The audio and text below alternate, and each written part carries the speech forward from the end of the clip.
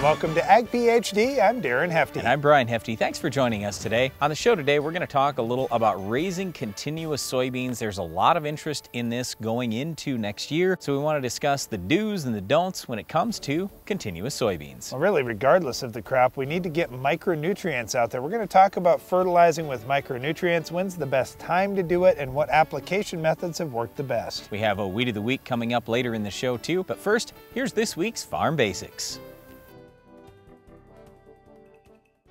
Farm Basics is brought to you by the Liberty Link trait and Liberty herbicide from Bayer. The most reliable weed management solution, Liberty Link and Liberty herbicide are the link to efficient row crop production and sustainable weed management.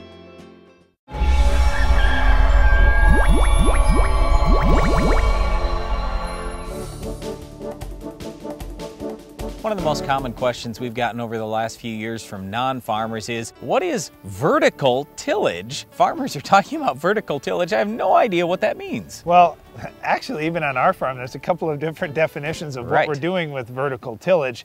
And basically what we're talking about is tillage tools that are going straight up and down for the most part. When guys say vertical tillage, what they mean is a coulter cart of some sort. So we're using coulters to do the tillage. So it's not the heavy turning over all the soil, rather it's slicing up residue and maybe turning over just a little bit of soil out in the field. So whether it's a Salford or a twister, or there are a number of different other pieces that are in this category of vertical tillage like that. But then there's the vertical tillage that Darren and I will sometimes talk about too, that's deeper in the soil, where we're running out there with straight shanks going about 20 inches deep in the ground. We have been doing that with a Brilliant Zone Commander on our farm for many years. So two different types of things when vertical tillage is discussed, but most commonly today it's the Coulter machine. Okay, so what the purpose is running this Coulter machine through fields, many farmers across the country have tried to reduce the amount of tillage they're doing as much as possible for a few reasons. First of all, when you're reducing tillage, you're leaving a little more of the residue on top of the ground. That helps protect against erosion, and that is really a big goal for pretty much every farm that I'm aware of. We don't want to lose our topsoil, and leaving a little bit more residue on the soil surface protects us against heavy rainfall and any kind of washing that can happen, and also it protects us against wind. So we like leaving a little more residue on top,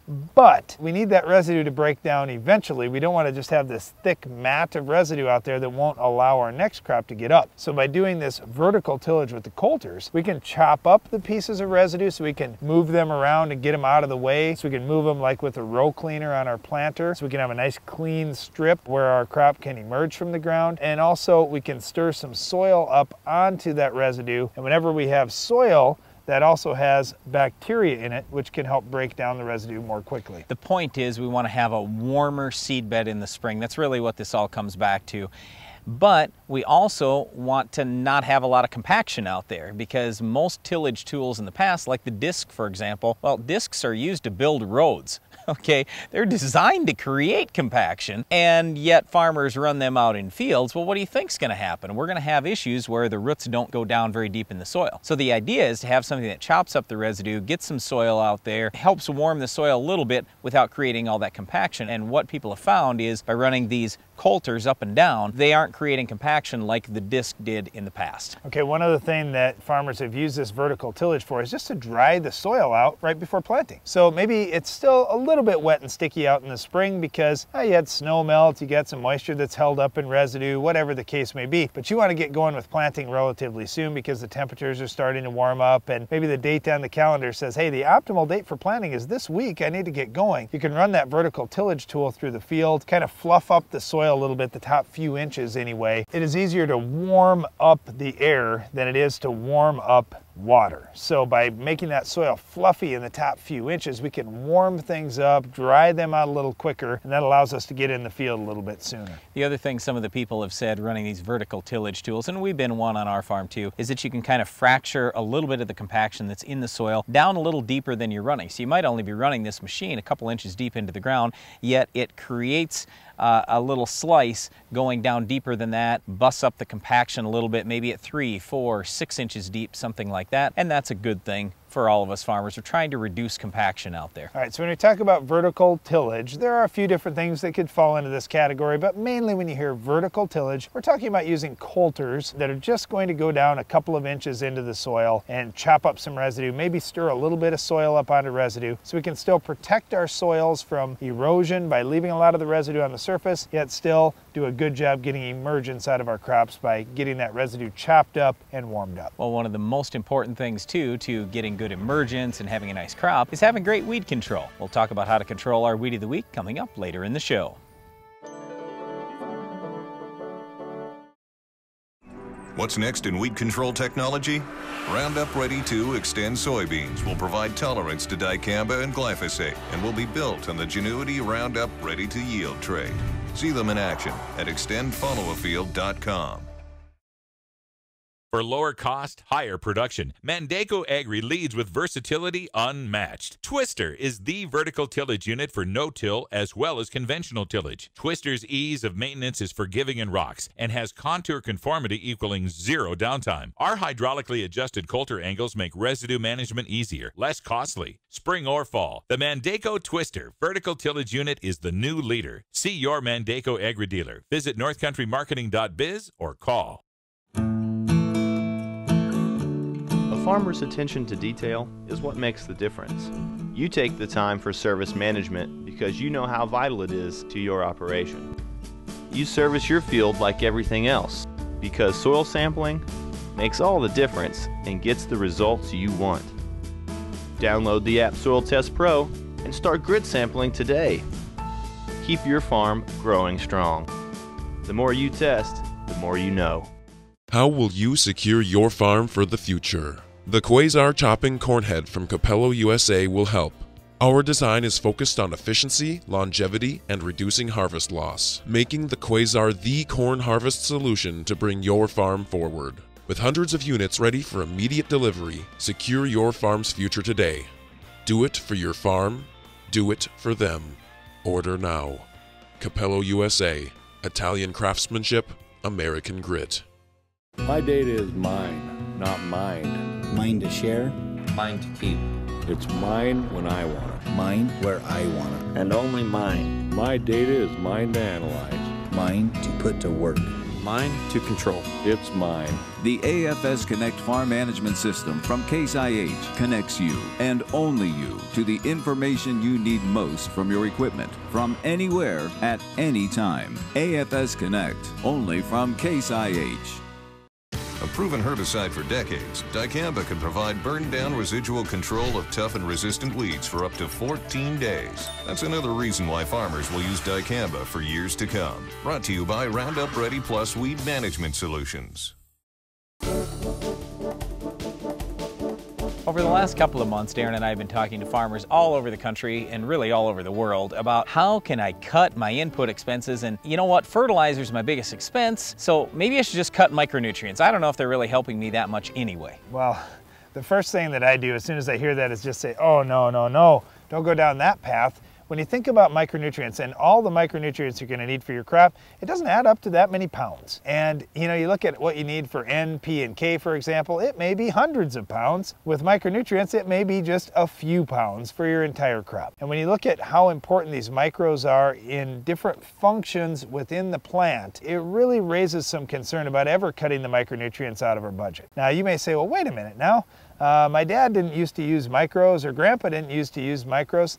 That may be true, but farming was a little bit different 20, 30, 50 years ago. Like for our farm, for example, we used to have a small amount of livestock and a small amount of farm ground. And so we would be putting micronutrients into our livestock's diet and then spreading the manure out in our fields. So we were getting micronutrients out in our fields, and we look at the nutrient analysis of the manure that we were putting on. We had good levels of micronutrients. We were feeding our crops at least what the crop needed, if not even a little bit more. Nowadays, our farming operation has grown big, the livestock are gone, and we've got to actually put the micros out intentionally on our farm. And this is the case for many farms across the country. Now, even if you are putting manure on your ground, you need to have that manure analyzed to make sure you're getting the right micronutrients out for your crop and in the right ratios. You may have a strong level of one micro or another in your manure, that's fine, but you may have to supplement it with other micronutrient applications. Here's the other thing to keep in mind. When we're talking about, hey, we only need a few pounds per acre, or with certain micronutrients, it might be 1/10 of a pound or 1/4 of a pound. How are you going to spread that evenly across that entire acre? So rather than trying to do this with a dry product, it's generally speaking more effective, more efficient doing it with a liquid product, especially when we're in corn and soybeans. When we're talking 30-inch rows on our farm, we'll just put that right in the furrow with the planter so we have the best chance for uptake. Now, you might think right away, ooh, fertilizer in furrow, how safe is that? Well, yes, you want to pick the right product, use a safe product, that type of thing. That's number one. Number two, you can always blend that down with water. That's something we do on our farm. And then I guess the other question that goes along with this is how available are those nutrients? What we talk about quite often is chelated micronutrients. It's just like for livestock. Darren brought up livestock and manure a little earlier. I just remember talking with my dad about chelated micronutrients when I was a kid, and it's the same exact thing for crops. We want more available products. So yes, the chelated products cost a little bit more, but they're usually a little bit more available right away. And that's what we're looking for. We want to make sure that the crop has good levels of micronutrients all through the growing season, especially when it gets started. I want to take a step back now, Brian. You were talking about putting on micros, and we need such low amounts. It's hard to do that with a dry product, but I know there's a lot of fertilizer applied across our country in a broadcast manner. What I would suggest is rather than say, you know, I want to put a 1/2 pound of boron out and try to get that to spread evenly over my field and mix it in with hundreds of pounds of nitrogen, phosphorus, potassium. What I'd rather see done is use a blended micronutrient product where you're going to be using 20 or 30 pounds. You've got a lot better shot at getting an accurate spread. I know many guys using a dry blended micronutrient product broadcast. Just spread the micros. You can get your NP and K blended and that's fine, but make a second run across the field. It doesn't take much time if you're only putting 20 or 30 pounds out. That may be the best way to get the micros spread evenly and then not to have issues with it settling out in a big batch of NP and K. So our advice is to buy a blended micronutrient product that's right for your crop. Okay, now if you're seeding wheat, for example, and it's drilled out in your field, or you're drilling soybeans, that broadcast application of micronutrients may be okay. But if you're into a row crop like corn, for example, and you've only got to plant once every 30 inches, there's a lot of efficiency to be gained by banding that micronutrient application. Whether that be a deep band with strip till in the fall, that's definitely possible, or more commonly banded right in the furrow or in a 2x2 at planting time. That may be the best way to go. Probably my favorite application would be a 2x2. That way you don't take any issue or risk by putting it in furrow, but there are some safe products for in furrow use as well. But as a general statement, we would tell you if you're going to broadcast instead of banding, you're probably going to need 50% more to 100% more. It's just that's the way the thing works. You have so much tie up in the soil, it's not right where your root is going to be, so you don't get uptake this year. So you got to keep that in mind. One other thing I was going to bring up real quick is the difference between some of these micronutrients. Some of them are mobile in the soil and some are not. Zinc, for example, doesn't move very well with water in the soil, so it basically stays where you put it until a crop or a weed uses it up. In other words, if I'm going to lay all my zinc on top of the surface of the soil and then I have some erosion, where is my zinc? Well, it's no longer where I put it, right? So that's why I usually tell guys, hey, I'd like to see you band these nutrients, but I would like to see them banded a little bit deeper in the soil, at least down where you're planting your seed at a couple inches, but maybe even 8 to 10 inches deep. Now, boron, on the other hand, that's something totally different. That one does leach, just like sulfate and nitrate. The boron can leach down through the soil with moisture. So what we would advise with boron is maybe you want to broadcast that. We don't have a real big issue with that because a lot of boron isn't needed in the plant till a little later in the season, like at flowering or at pollination when we talk about corn, for example. I guess the whole point here is just understand what you're doing with these micronutrients, and we would much rather see them placed, if you're going to do a blended product, because of zinc and some others that aren't very mobile, placed into the soil rather than laid on top and just left there. These micronutrients are incredibly important. We just want to make sure that you're not leaving them out, and test your soil so you know what you actually could cut back on fertilizer. Maybe you can cut back on some things, probably not, but maybe you can. I guess we just want to make sure you don't leave out that last $5 that might make you several more bushels per acre. Whatever you do, try not to cut things that are making you money. Well, one thing you definitely don't want to cut is weed control. We'll show you how to control this tough weed later in the show. I wish I could apply all the PK and micronutrients this crop needs at planting. You can. When your soils are not excessively nutrient deficient, you can apply a whole season of PK and micronutrients when you plant and get top yields at harvest. AgroLiquid's exceptional nutrient compatibility and superior efficiency allows you to prescription apply everything your crop needs safely and conveniently. Research proves it. For more info, go to agroliquid.com. There's no clock on this job. Just the timeless hands of intuition and effort, ticking from within. An endless cadence of committed work, from the passing of Mother Nature's final frost to the hanging dew at harvest. Around here, wheels are always turning, and watches need no winding, because success never rests. Welcome to the 30-second tour of your local Poet plant. Local producers sell us tons of their grain. We grind it, mix it with water and special enzymes. The result is fermented, distilled, and dehydrated until it's 200 proof alcohol. Corn oil is extracted, and protein and nutrients are condensed, dried, and turned into animal feed, bringing our tour to an end with high-protein feed and cleaner-burning high-octane fuel. Visit poet.com to learn more. Wake up, breakfast is served. Your roots crave pea. Most of your applied pea gets tied up in the soil, a natural phenomenon known as phosphorus fixation. Fix the problem with Avail Phosphorus Fertilizer Enhancer. Avail makes more pea available to your roots, here, here, and here. Increasing pea availability can lead to increased pea uptake in the plant. That's more pea, and more pea. More phosphorus for your crop can mean more results in your bin. An average of 9.6 bushels per acre of corn. Breakfast is served. Supercharge your pea with Avail. Looking to maximize yield?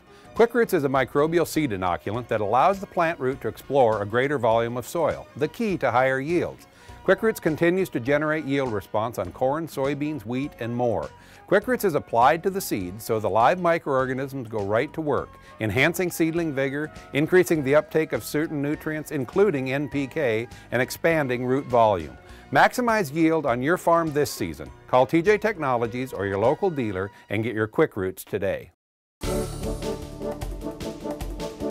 I can't believe how many questions we've had about raising continuous soybeans, Brian. You know, it wasn't just a couple years ago everybody wanted to do continuous corn. Yep. Now it's continuous soybeans. And really, you know, if the market's going to dictate what crop you're going to plant, honestly, if you say, you know, I'm going to look and see what's going to be more profitable for my farm, because if the market says we really need more corn, well, then the price of corn gets kind of out of whack with everything else, like it did when it bounced up to $7. All right, all of a sudden a lot of people started raising corn. Now the price of soybeans is a little better economically than the price of corn when you figure out cost of production, everything, depending on where you're at. That some guys are saying, you know, maybe I'm going to go continuous soybeans. What are the considerations you should have? Okay, well, the first thing is you got to look at these diseases, and even with diseases I would lump in soybean cyst nematode. Really not a disease exactly, but still there are certain varieties more tolerant to it and everything. But rotation, crop rotation, is really important when we do talk about diseases. If I've got problems in a soybean field and I plant soybeans out there again, hey, those bugs that may have laid eggs in your field, the disease that could be in your residue, you know, all those kind of things are going to come right back into play next year, and they're going to be even worse than they were this year if the weather conditions are right. So it starts with picking the right varieties. We want to make sure if you're in an area that has some soybean cyst nematode, you're looking at SCN varieties, tolerance to anthracnose. Sudden death syndrome that we had this year, there's a number of different diseases that could come from one year and go right into the next and be even worse. You know, fortunately in the fall there are some things that you can do, whether that's tillage to try and bury some residue, putting out contans to try and control some of the white mold sclerotia, and also you may look at your nutrient program and say, all right, I had some disease issues, I was really short in manganese out in the field, and man,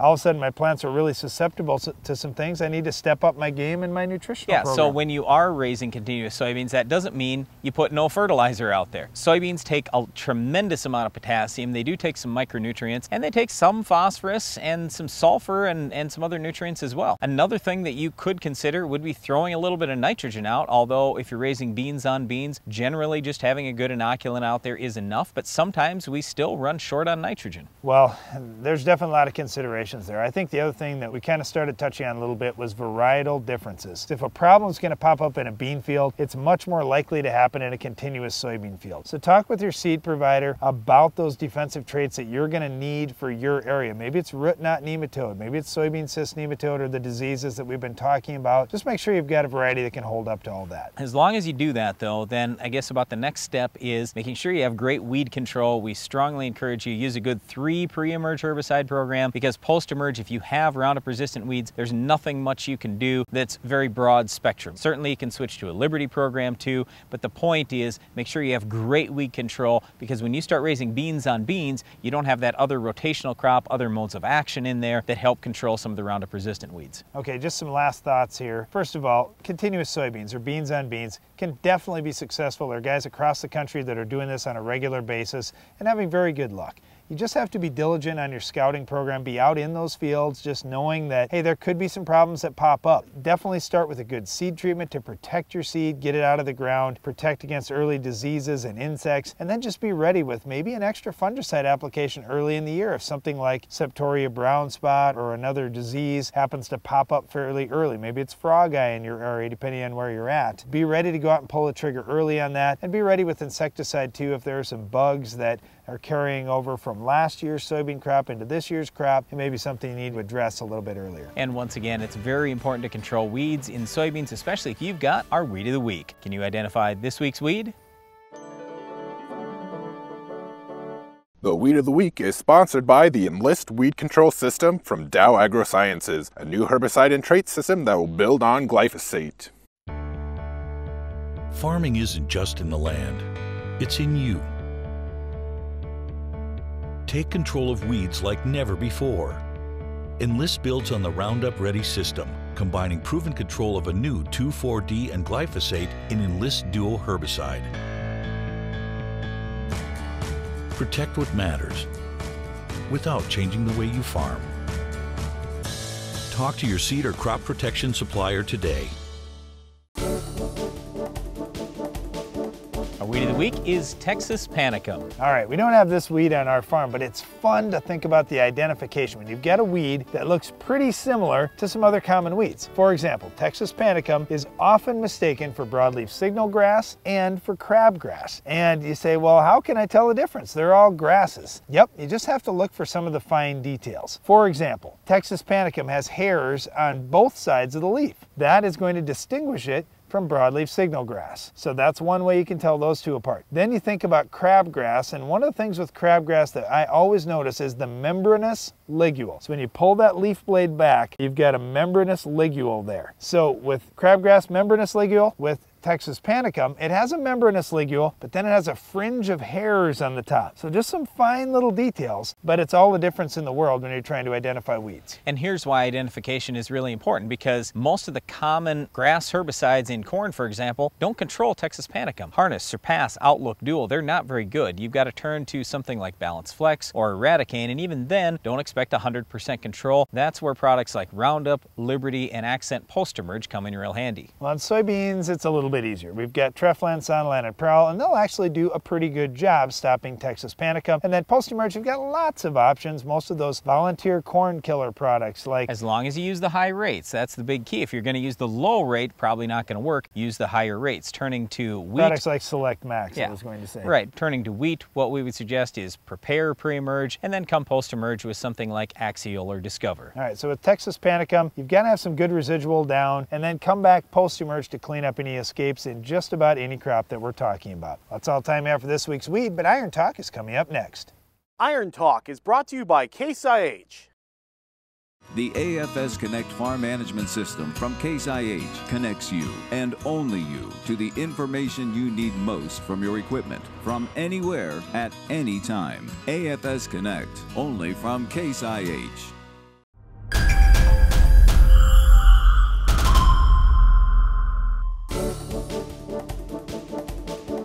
If you're looking for ways to increase yield and profitability, chances are you're putting more than just a pop-up fertilizer in your furrow. Mixing several things together can be a risky proposition though, so we have a solution in today's Iron Talk. Coming up next spring, here's my plan of what I'd like to apply in my corn furrow. I'll have liquid fertilizer, plus Capture LFR insecticide, plus Headline fungicide, plus a biological product we've had good luck with. That's a lot of stuff. Now, while we do believe that each one of these inputs will provide a positive return on investment for our farm, we are concerned, number one, if they'll all mix together without causing problems. Number two, if they'll actually antagonize each other or decrease the effectiveness of one of the other ingredients. And number three, how can we accurately apply precise rates of each product? One solution many farmers are turning to across the country is really some older technology with a new purpose. Dosatrons are getting quite popular. They don't require fancy electronics or complicated wiring. Dosatrons simply work by putting a desired percentage of a product, such as headline fungicide, into the flow of a product, in this case, starter fertilizer. So as 5 gallons of starter fertilizer flows through the lines, the Dosatron can add 4 to 6 ounces of headline per acre accurately to the solution. We have a setup that can apply a product anywhere from 0.2% up to 2% of the total solution, but there are Dosatrons that can do up to 10% depending on the product you're trying to add. For the tank, Dosatron, and connectors, we spent about $800. It's simple to use and an inexpensive addition to your planter setup. If you're adding quite a bit to your in-furrow program like we are, a Dosatron may be something you consider adding to your farm. That's all for today's Iron Talk, and now, back to the show. No one understands your farm, your field, and your soil like you. I'm Myron Stein, and at Stein Seed Company, we know your field demands a choice. That's why Stein's corn breeding program combines our industry-leading genetics and superior standability with the most sought-after traits, giving you the best choices for maximum yield. Learn more about Stein's hybrid lineup by visiting steinseed.com or contacting your local Stein Seed dealer.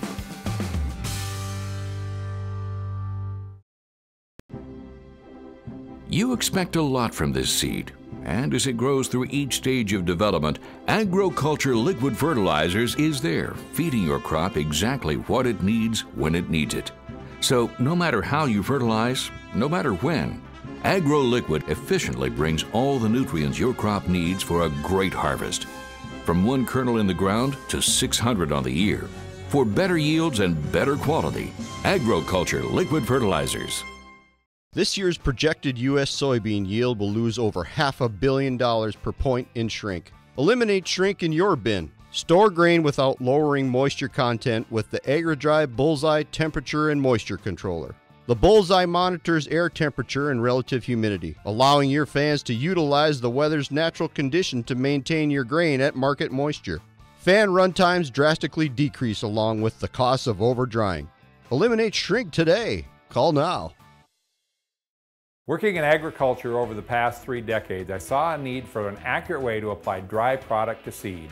That's where our Changing Times applicators come in. The CT applicator brush sifts powder into small particles, resulting in proper distribution. Quantities can be adjusted by the speed of the brush rotation. This allows for even and accurate distribution of product. Application at the time of planting can be used with any seed delivery system and saves farmers time, labor, and money. Remember, CT applicators for the changing times. Dirty work pays. That is if your dirty work includes a SoilMax Gold Digger tile plow. SoilMax tile plows feature zero deflection technology. With the only tile plow factory paired with AgLeader's IntelliSlope control system, you eliminate the need for grade calculations and lasers. So make your next investment in a SoilMax Gold Digger. Better yield, longer planting and harvest windows, better water management is all yours with SoilMax. Visit soilmax.com. Closed captioning for Ag PhD is sponsored by Norwood Sales. On your farm, you need speed and year-round effectiveness in your tillage program. The Quick Till from Norwood Sales allows you to move quickly through your fields, maximizing time and improving yield. Constructed of heavy-duty materials, the Quick Till is ideal for both spring and fall applications, from preparing a healthy seedbed early in the season to breaking up corn residue after harvest. For more information about how a Quick Till can improve fields on your farm, call Norwood Sales today. That's all the time we have for today's show, but if you're looking for more Ag PhD, tune in to Ag PhD Radio each weekday at 2 p.m. Central on Sirius XM Channel 80. That's the Rural Radio channel. And don't forget to join us for the next Ag PhD TV show as well. We'll have another difficult-to-control Weed of the Week, a Farm Basics Iron Talk, and a whole lot more. I'm Darren Hefty. And I'm Brian Hefty. Thanks for watching Ag PhD. Can you increase your field's topsoil layer by reducing tillage, Planting high residue crops, utilizing cover crops, and adding manure to the soil, topsoil can be rebuilt. For more information, visit the Responsible Nutrient Management Foundation at rnmf.org.